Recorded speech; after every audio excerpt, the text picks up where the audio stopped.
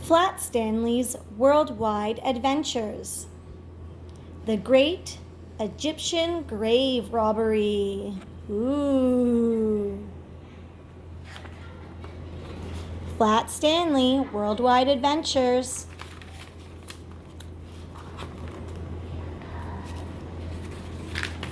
Table of contents. Each chapter is listed. Chapter 1, A Letter for Stanley. Here he is, Stanley Lambchop. A letter for Stanley. George Lambchop was sitting at the kitchen table going through the mail as his wife cooked breakfast. "Look at these beauties, Harriet," he called, holding up a letter with many exotic stamps in the corner. "From Egypt."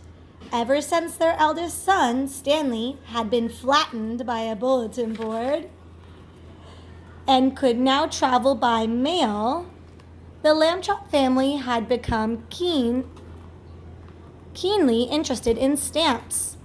"In a minute, dear," Miss Lambchop said.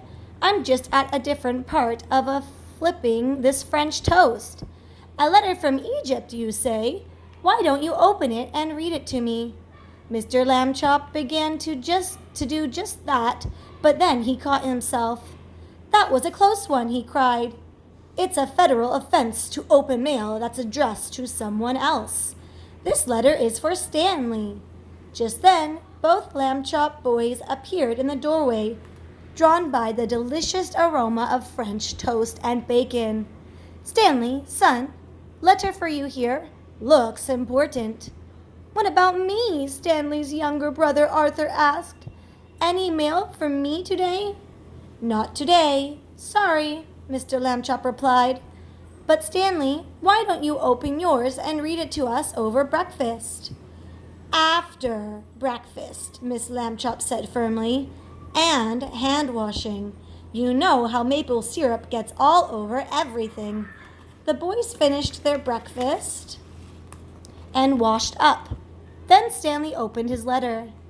"If you are the world-famous flattened boy of America," he read out loud, "and if you are less than 3 inches thick, you must come to Egypt at once. We are beginning an archaeological project and are in urgent need of someone of your dimensions." "I don't know how about world-famous," Arthur grumbled. A bit enviously, he must be. "Maybe they've got the wrong person."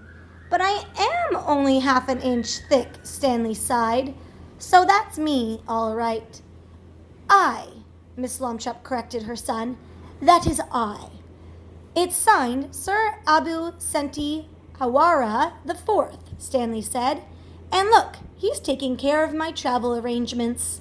Stanley held up a very large envelope covered with stamps.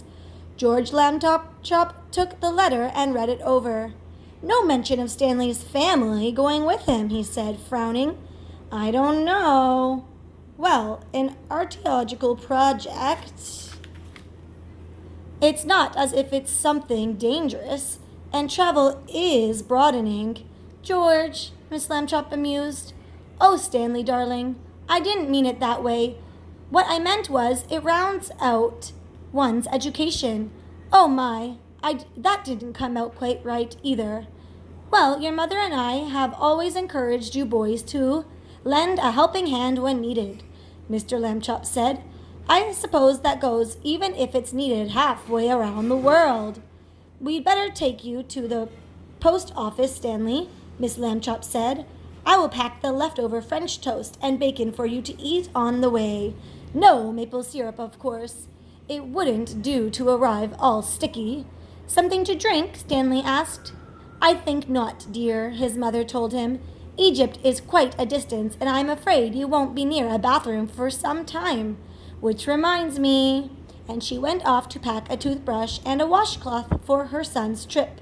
Stanley noticed that Arthur seemed glum. He knew Arthur sometimes found it difficult being the only round brother in a family. "Would you like me to bring back something from Egypt for you?" he asked. "Humph," Arthur replied. If you're going to Egypt, you should bring me back a mummy. I don't believe they offer those as a souvenir. And besides, it wouldn't fit in the envelope with Stanley, chuckled the boy's father. Mr. Lambchop was known for his sharp sense of humor. How about a nice postcard? Mr. Lambchop was known for being a practical thinker, too. Arthur folded his hands around his chest. A mummy or nothing. Stanley was very sorry to see his brother looking so grumpy as he slid himself into the envelope. We will read chapter 2 in a few days.